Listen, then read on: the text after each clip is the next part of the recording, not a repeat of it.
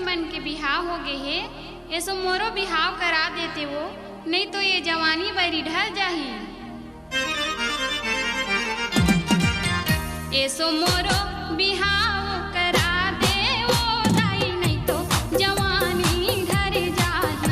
ऐसो मोरो बिहाव करा दे वो दाई, नहीं तो जवानी ढल जाही। बैरी छतिया धक धक करके, जुलमी अखियां घलो फरकते। बैरी छतिया धक धक करके, जुलमी अखियां घलो फरकते। मोरो सजन कबे आही वो, ऐसो मोरो बिहाव करा दे वो दाई, नहीं तो जवानी ढल जाही।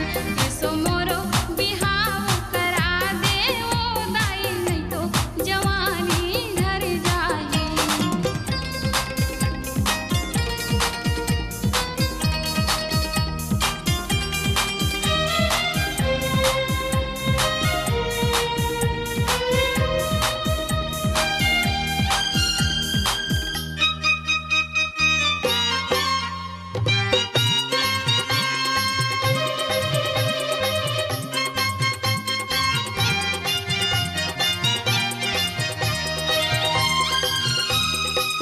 सोलह बछर के ये मोरे जवानी, राखे हो जतन जतन के।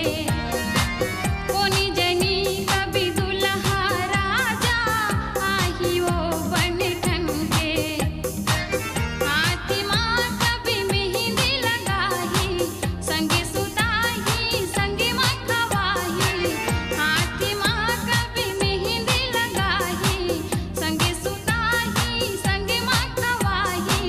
घूंघट मोरे उठाही वो, ऐसो मोरो बिहाव करा दे वो दाई, नहीं तो जवानी ढल जाही।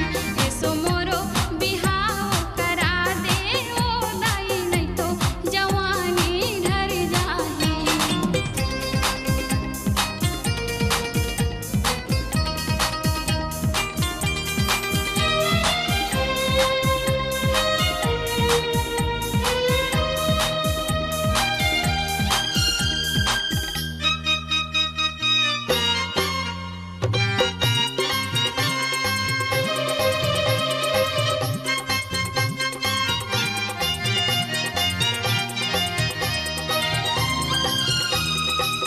मोरे जमुरिया के हो गे हे लइका, हो गे हे घर बारी। कोनी जन्म के मैं हवा भागिन, बातें हवा टले कुंवारी।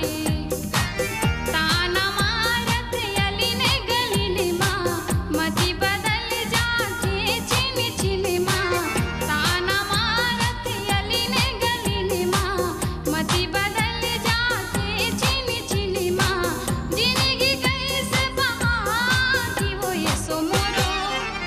ऐसो मोरो बिहाव करा दे वो दाई, नहीं तो जवानी ढल जाही।